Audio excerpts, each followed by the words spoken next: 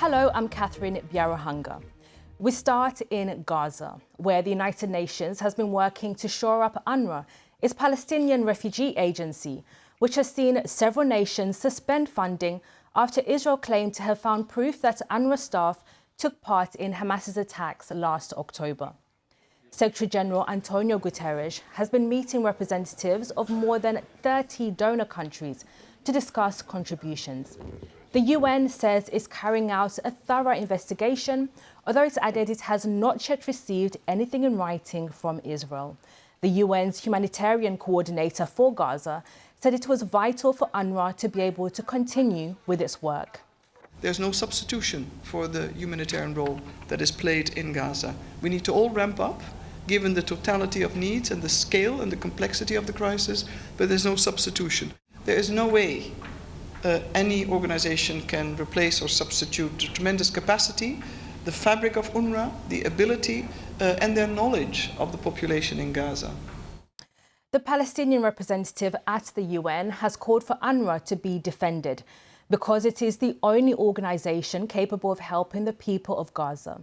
Israel's government has accused UNRWA of being a front for Hamas, which several countries consider to be a terrorist organization.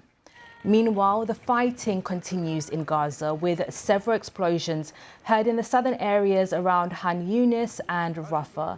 The Israeli army has confirmed it's been flooding tunnels in Gaza with seawater to try to neutralize the threat posed by Hamas and other militant groups. It said checks had been carried out beforehand to ensure that groundwater was not contaminated.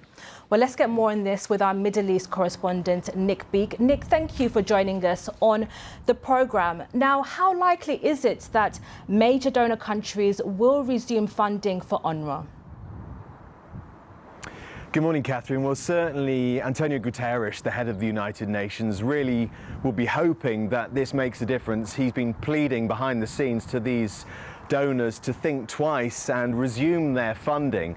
Separately, top United Nations officials have been saying that if they don't get cash coming into the operation beyond the end of next month, so beyond the end of February, they won't be able to carry out the work that they've been doing in Gaza, and they warn that that could lead to a complete collapse of the humanitarian situation there.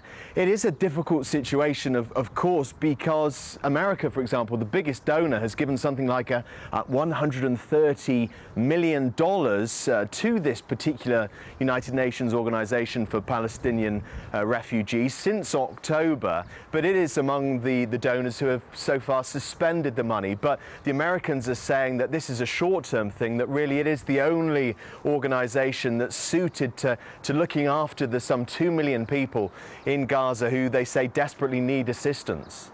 And Nick, the UN talking about carrying out a thorough investigation.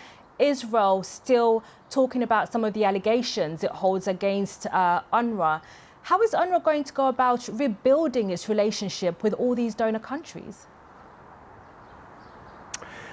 Well, certainly the United Nations top officials say that the work is vital, and that the broader context here is that thousands of people are employed by this particular part of the United Nations, and that the work is absolutely essential. They point out that the roles of the people who are alleged to have taken part in the October the 7th atrocities have not really been unearthed yet. We know that evidence has been presented by the Israelis. President Netanyahu saying that this is proof, really, that beyond any sort of ceasefire that may happen in Gaza, that this organization, UNRWA, shouldn't play any part in Gaza in the future. That's something that we've been hearing has been rejected quite vehemently by some of the top United Nations officials.